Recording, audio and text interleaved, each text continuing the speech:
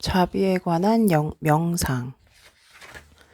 우리가 지녀야 할 자비심은 실제의 궁극적 본질인 공을 꿰뚫어보는 통찰에서 나옵니다.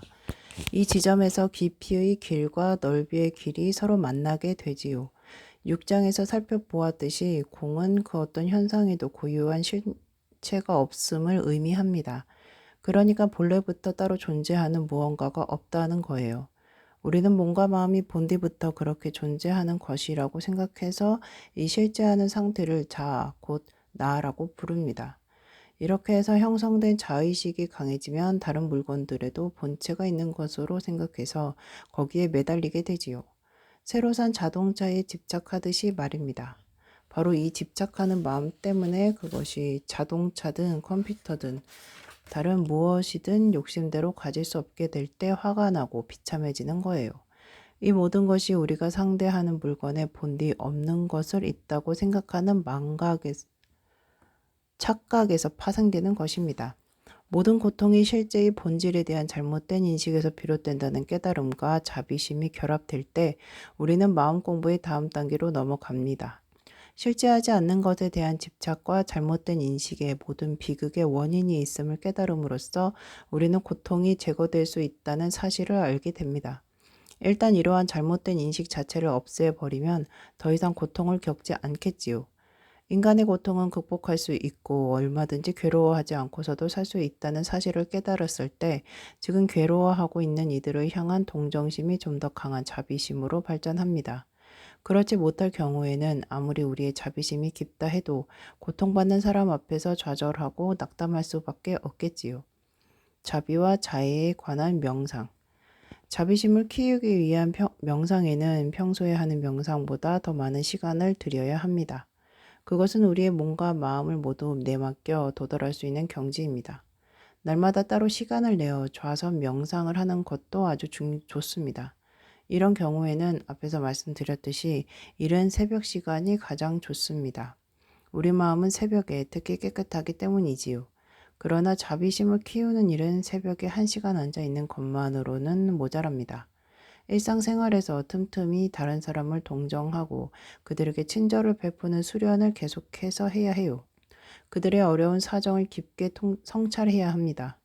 일단 우리 안에 진정한 자비심이 생겨나면 그것을 놓치지 말고 경험해야 하는데 이를 위해 생각이나 이성을 배제하고 고요히 앉아있는 좌선법을 사용할 수도 있습니다.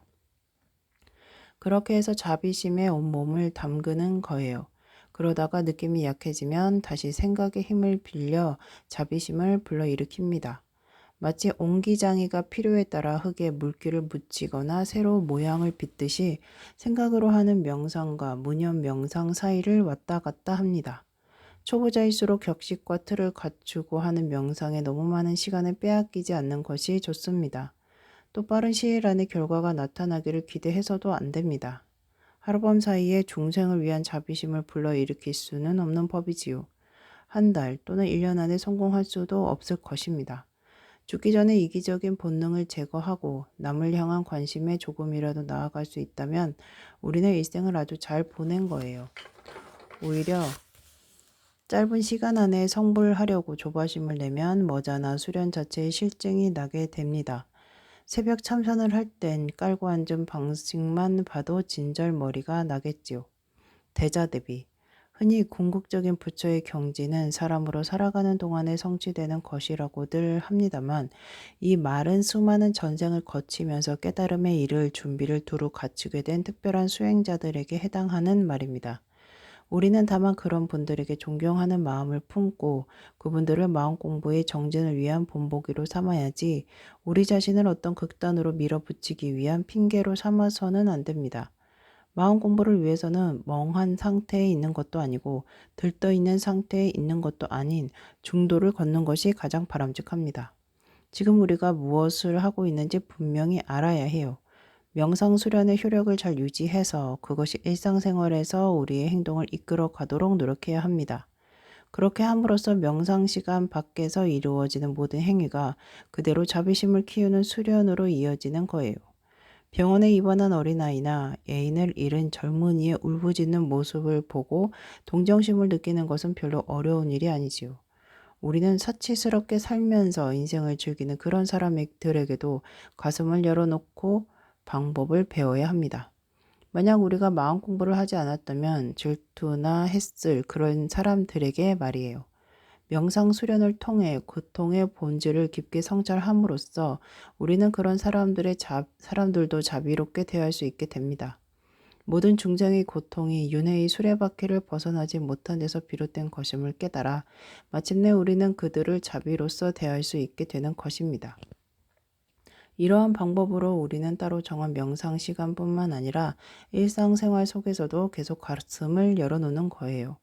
진정한 자비는 아픈 아기를 돌보는 어머니의 사랑처럼 자연 발생적이고 간절합니다. 아기가 아플 때 어머니는 하루 종일 무슨 일을 하든 무슨 생각을 하든 아기에 대한 걱정과 관심을 항상 품고 있습니다. 이것이 우리가 모든 중생을 향해 가져야 하는 태도로서 늘 그런 태도를 지니도록 노력해야 합니다. 그때 우리는 대자대비한 마음을 지니게 됩니다. 이렇게 대자대비한 마음에 따라 움직이게 되면, 그래서 이타적인 생각에 몰두하게 되면 우리는 나고 죽고 다시 나는 윤회에 의해 빚어지는 온갖 고통으로부터 중생을 해방시켜야겠다는 서원을 품지 않을 수 없습니다. 우리의 고통은 현재 상태에만 국한되어 있지 않습니다. 불교의 견해에 따르면 사람으로 태어나 살고 있는 우리의 현 상태가 상대적으로 괜찮은 것이긴 하지만 만일 지금 주어진 기회를 놓친다면 장래에 더 많은 어려움을 겪게 될 것입니다. 자비는 우리로 하여금 자기를 중심에 놓고 생각하는 습관에서 발을 빼게 해줍니다. 거기서 얻는 기쁨을 단 한 번이라도 맛보면 자기만의 행복과 구원을 추구하는 왜곳으로 빠지는 일은 없을 거예요. 그때 우리는 덕과 지혜를 추구하여 완성하는 일에 몰두합니다. 그와 같은 자비심을 가슴에 품음으로써 마침내 우리는 깨달음을 성취하는 데 반드시 필요한 조건들을 갖추게 되는 것입니다. 그러므로 우리는 마음 공부를 시작할 때부터 자비심을 기르는 일에 착수해야 합니다. 지금까지 우리는 온전치 못한 행실을 그만두게 해주는 수련 방법들에 대해 생각해 보았습니다. 또 사람의 마음이 어떻게 작용하는지, 수련의 바람직한 결과를 얻기 위해서 무엇을 어떻게 해야 하는지도 알아보았습니다. 무엇보다도 이 과정을 통해 우리는 가슴을 여는 것이 별게 아니라는 사실을 알게 되었지요. 자비나 자애를 불러일으키는 무슨 신비로운 방법이 따로 있는 게 아닙니다. 다만 우리는 마음을 조심스레 다스리고 묻 중생의 안녕과 행복에 대한 우리의 관심이 성장하리라는 것을 인내와 끈기로 확신하여 정진 또 정진할 따름입니다.